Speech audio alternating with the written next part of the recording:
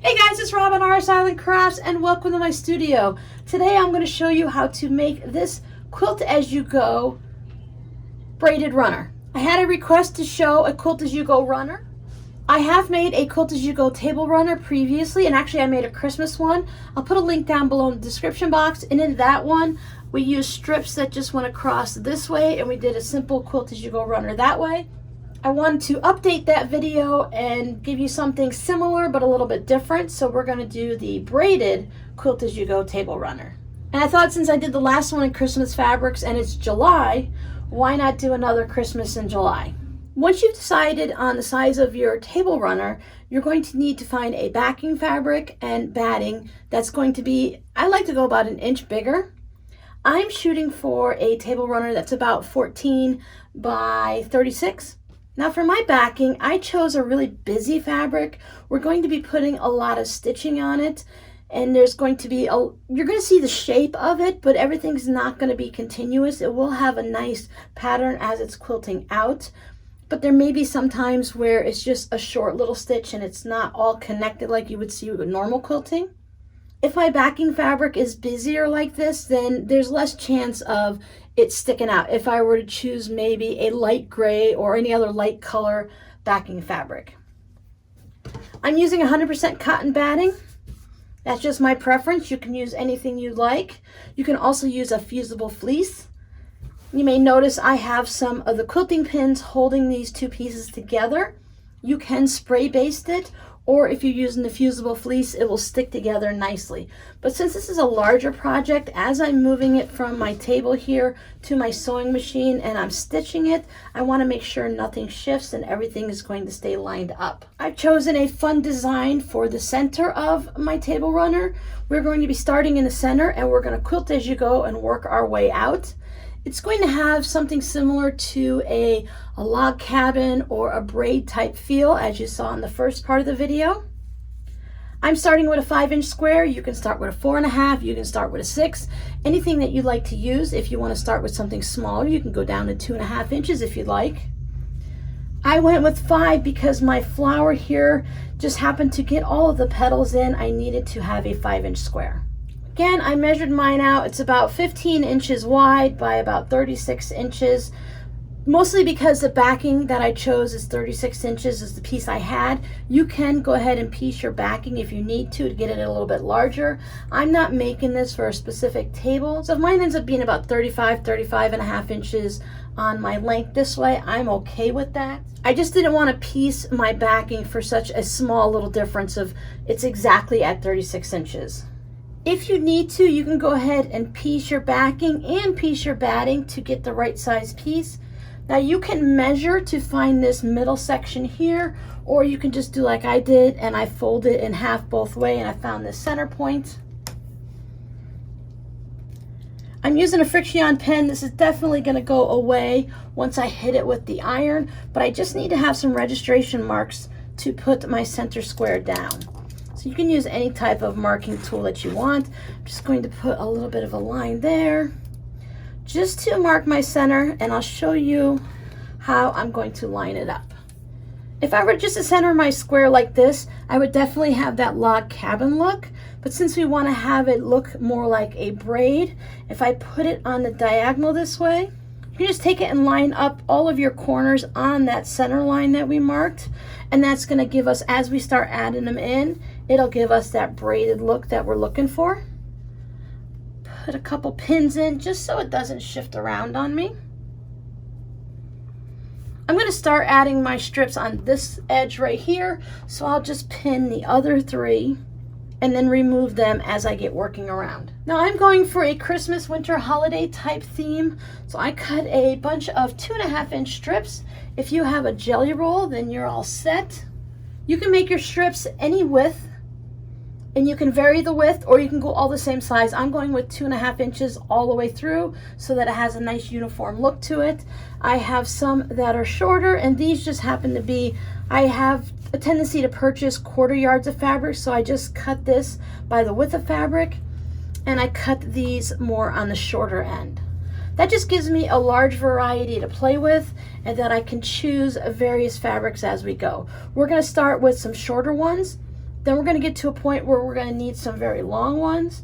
And as we get back down to the corners, we're going to go back to using shorter ones. So whatever we trim off in this process, go ahead and save it, because just like string blocks, when you start with the wider one in the center, as we get to the edge, you're going to need the shorter pieces. Now, since my square happens to be blue, I'm going to start with the red one.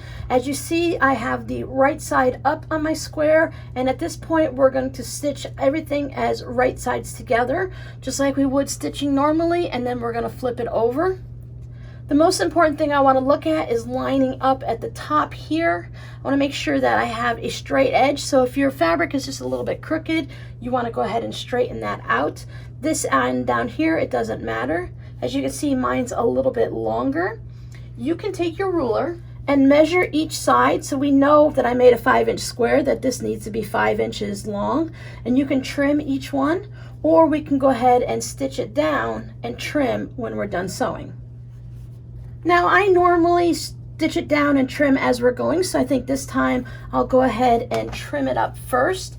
Make sure that my edge is nice and squared off, just so I don't have anything that's not covered once we start doing the stitch and flip. I know I need this to be 5 inches, and I'll save this for another area. Now, if you'd like, you can go ahead and put a few pins in here to hold it, or you can just take it over. I'm going to do a 1/4 inch seam allowance. I'm going to use a 2.0 inch stitch length. If you have a really thick and high loft batting, you can go ahead and lengthen your stitch length a little bit. I go up to a 2.5 just to give it enough room so the stitches go all the way through and it doesn't cause anything to pucker up. I'm going to start a stitch or two onto the batting before I get to this piece, and when I get to the end, I'm going to go ahead and do another stitch or two afterwards. We don't have to back tack because we are going to be adding extra pieces. This is where having it spray basted comes in handy, or if you're using the fusible fleece. Otherwise, you can do pins like I did and just roll it up. I wouldn't use the straight pins like this because chances are, for me, I know I'm going to stab myself, so I'm just going to roll it up, and that's the way I use the quilting ones, or the safety pins that close, and that gives me plenty of room to get this into the throat of my machine and sew that line. Now I want to make sure that I trim my thread from the top and from the back. Now, if you don't want to have any of this mess with some weird stitching and stuff going on the back, you can still do the quilt as you go. Just do it directly onto your batting, and then either skip the backing or just put a piece of thin muslin or something on the back, and that way it'll go through your machine nice and easy, and you'll have everything going together. And then when you're all done, you can put the actual backing on. Some people like to just finger press. I have better success if I take that over to the iron and I just go ahead and give it a nice little press. I want to be careful that I'm not going to distort anything, so I'm just going to heat up that seam a little, make sure it lays down nice and flat. When I don't use the iron, I always end up having a little bit weird of a bump there, and I don't want this to come back up. Now, if you're using something other than 100% cotton, you need to be careful. You might have to put a pressing cloth on top, because if you're using something like an 80-20, 80% cotton, 20% polyester, if you put your iron on it, you're going to melt your batting. These lines I'm not worried about. They're going to be covered up by fabric, and I'm also going to hit it with the iron and they'll disappear. And if they come back later on, again, they're going to be covered up by fabric. Maybe you might just not want to put a light colored fabric right there if you're concerned about them coming back. I'm going to work in a clockwise fashion. You can go counterclockwise if you prefer. My next piece that I'm going to put on is going to be right in this section, so I'm going to remove this pin. Now, if you chose to have your fabric go longer, after you stitch this, you can take your scissors and just trim it off so that it goes even with your original square. I have another short, nice sparkly piece that can go here. Lining it up there, lining up on the edge, put some pins in if you want. Move this guy out of my way. Sometimes I'll just put a pin at the bottom because it's easy to line this up with the machine, but as you get sewing, things might shift a little, so that just holds it in place for me. So you can see, as with this one, that I did not trim it off first. The reason I'm making sure I go to the back to trim everything off is I don't want those threads to get tangled as I'm working my way out. So this, you can take your scissors and trim right here, or you can wait until you press it and then give it a trim that way. Now maybe you're not comfortable just trimming it with the scissors and you forgot to measure your piece first. You could go ahead and lay everything down this way. Use your marking tool, mark your straight line, and then just come through and trim it.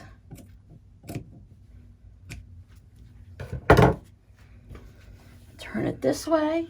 The next piece I need is going to be 7 inches. So make sure my end is nice and square. Always right sides together. And then sew this one on. Now I can see the indents from where I did my stitching,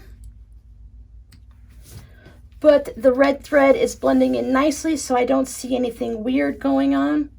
My next piece, I want to cut it 9 1/4. I can take my fabrics and audition it. So if you're using some of your shorter pieces, you can lay them down to make sure they're going to be long enough, and then you can always put it over and decide if you want to have the white and the silver with the gray or silver and white, if those are too similar. If you don't want to have, we can do 2 reds here and just make sure everything's matchy-matchy, or I can just bring in another fabric.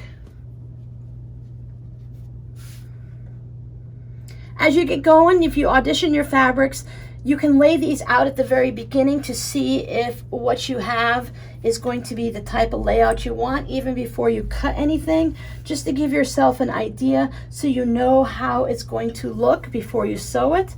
So I know some of you don't want to just go willy-nilly and go ahead and like that, but if you lay each of your fabrics out,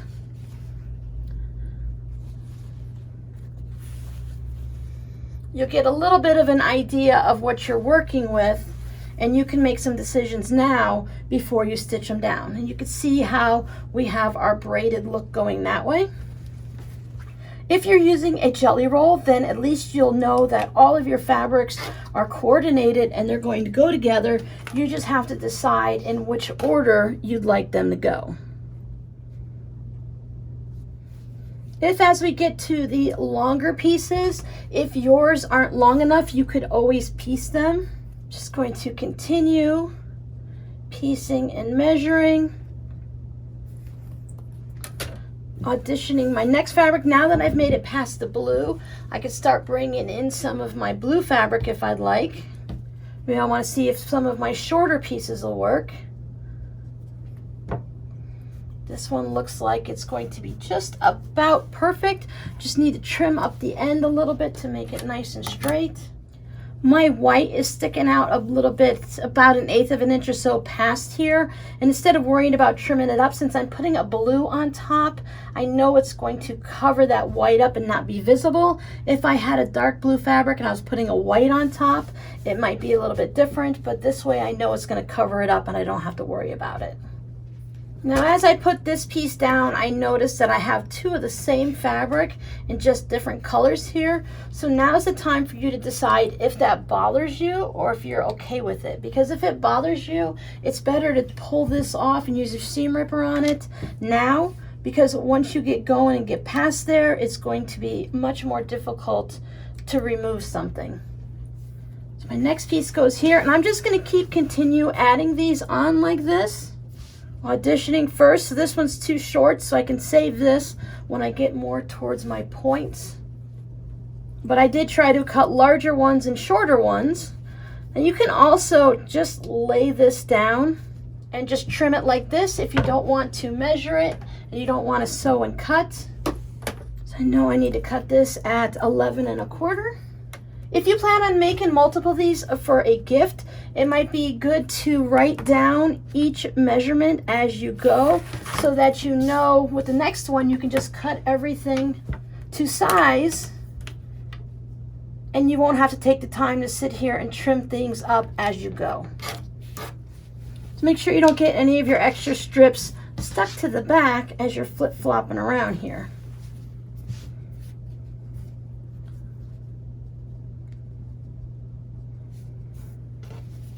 I've going to have a little bit of that blue. I can decide if I want to trim that off after I sew it.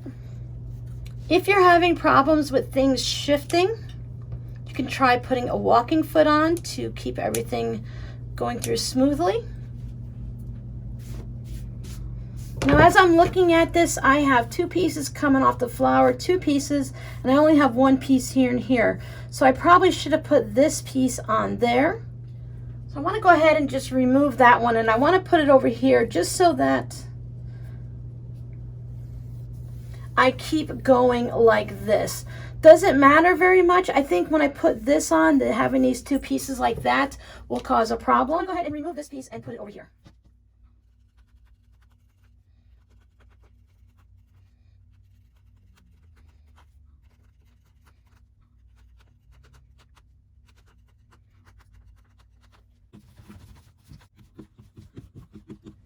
There we go, that's much better. Now I'll be able to put my next piece here because I have 2 seams. Just like when we're doing the log cabins, I have 2 seams there, only 1 here and 1 here, so I want to make sure I'm going in the proper direction. And make sure if you pull out a block like that, that you go to the back and remove all of those threads, because you don't want to have those extra loose threads just stuck in there. I'm going to go ahead and keep putting these on. Now at this point, we might be able to decide if we put one here and here, that's going to finish us off in the center, so we can work all the way in one direction and all the way in the other, or we can just go back and forth. Because after these are put on, then we're just going to be working here in that arrow direction, and then the same thing here, pointing in that direction versus going round and round. Make sure you remove any pins if you're using them like I am. So I'm going to start working on this, and I'll come back and I'll show you when we get to the point where we're just doing the corners. I just put these 2 pieces on, and now you can see that I'm divided. I can no longer go round and round. So this was my second piece, so I can see that right there. So I want to make sure that I'm going to put one here, and I have just 1 seam here and no seams on this. So that's going to tell me I need to put it on this piece here. So whatever fabric I choose, I'm going to put that on here. So now this one's touching here. I have 1 seam. So then my next fabric, I know this one's not long enough, but my next fabric would go here. And then I'm just going to keep working. And my strips are going to get shorter now as I get to the end. I'll come back and show you what it looks like when I get all the way up to here. I've been adding my strips, and now I'm at the point where I'm hitting the end here. So when I put my next strip on, I went ahead and I sorted everything into color piles just so as I'm going, it was such a big mess. I want to see exactly what everything looks like so I know where I'm putting things. See if I have to choose fabrics that are going to go next to each other or not. I did bring the center fabric here into this section, and I will see if I can add it to the other also, just to blend it out, or you can go completely on its own. So when I put this one on, it's just going to go on this, and I'm going to keep working my way out, and then I'll work my way out this. You can still alternate if you'd like, but you're really just going to be adding them into here. And when you get to these end pieces, just like with a string block, you can go ahead and look for just a small piece that we saved that's going to fit into that little corner there, or maybe you might need something a little bit larger, and that'll just cover that corner. So let me finish up both sides, and we'll see what this looks like all sewn up, and then we'll start trimming it. There we go, all done. I've given it a good steamy press from both sides. Check to make sure you don't have any little bits of tails of thread sticking up. Let me get you in close. You can see where my stitching lines are, but the red thread really blends in nicely. Nice press from the front. Now this is just like doing string blocks. It looks really terrible and it's a big mess until you get it trimmed up. I have a big 35-inch mat here. It's 23 by 35, so it's going to make it easy for me to trim this up. If you're dealing with just a smaller mat or a smaller ruler, like my ruler is only 24 inches, so I'm just going to do little sections and scoot it up and move it around, just as if you were trimming a quilt. I want to check my back. I left the white salvages on here, so I'm going to have to keep an eye on that. But what I want to do, I'm going to line my ruler up. I think what I'll do first is I'm just going to trim this excess off just so I know that I have this batting here that I can't have showing. So I want to just get rid of this so that I can see what I'm dealing with. Because I want to trim it from the other side. I'm going to do the same thing here, just to trim off the extra. As I said, if I don't want to use a line down here only to find out that I have batting showing. I have one of my black lines, and I'm just going to put the black line right at the intersections. I'm going to go and put the black line right here and right here, and I'm going to line it up off of that.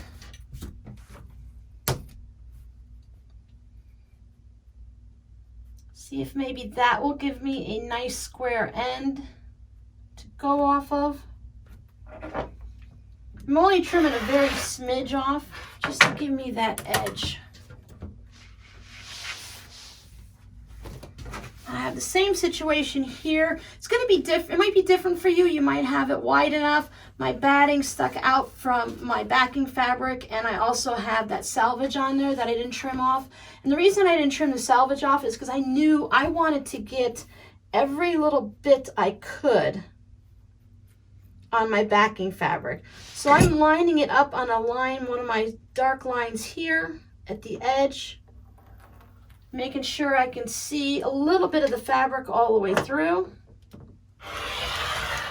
Now I might have to change things around when I get to the front, but the majority, as you see, I have so much extra fabric sticking out because I made sure it went past my batting when I was sewing it down. So if there was any extra there, I didn't worry about it. I'm going to do the same thing here, and then I'm going to check something on the front afterwards.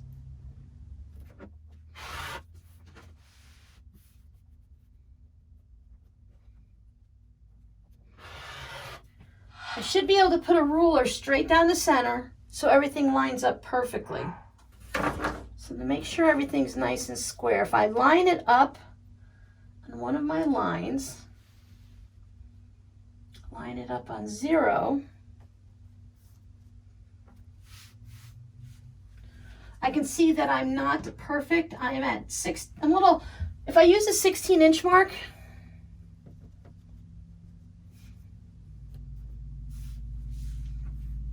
I'm just a little bit off. I guess I started at something that was much wider than the 15 inches I thought I started with. Which works out good because now I have one that's a little bit wider. So if I line everything up nicely, give myself enough room to square it up. Now, if you have a better way to do this and to square it all up and to get your table running perfect, go for it. Use whatever techniques and skill you need to. Mine was just off that little bit. I just needed to trim up that little sliver. But that little sliver can make a big difference. Then just make sure that I'm 16 inches. Perfect. Now, if you just did the top and you didn't do the quilt as you go with the backing on it, you only did the top and the batting, at this point you'd want to go ahead and cut your backing. If you want, stupid thread, if you want to cut it before you trim it up, you can go ahead and layer everything up. And then the way you could think about quilting this is once you put your backing on, you can just stitch in the ditch. Just if you want to just do a few places, maybe you want to follow the V's. It's totally up to you. You just want to add some tacking stitches to hold the backing to it. Now also, if you want, as you were doing this, you could put down your piece and do just a little bit of a top stitching along the edge. Each time you went and put your piece down, just about 1/8 of an inch or 1/4 inch away from the seam. And then that would give you the quilting that echoes out that way. But sometimes I just like that smooth look. Quilting is amazing. It can really transform a project. Sometimes it's nice just to see the fabric and not see the quilting. So we do have it on the back. So our next step would just go ahead and bind it just like we would a quilt. measure all the sides, add about 12 to 20 inches extra depending on what you want. I'm going to go through my scraps and I'm going to see what I can use out of these, even if it's just a piece that's only measuring, let's see, what have we got here? This one's about 6 inches long. That's fine for me. I don't mind having short scrappy binding, so I want to use all of it up that I can so that the fabric that's in the quilt is also in the binding. Or you can choose one fabric. Maybe you want to use your center square, or maybe you want to just have a nice clean look around it with just one fabric binding. That would give it a nice framing. Of course, you've already seen the finished project in the beginning of this video, so let me just go ahead and make some decisions, get the binding on, and then we'll talk details afterwards. Here we go, all set, all finished.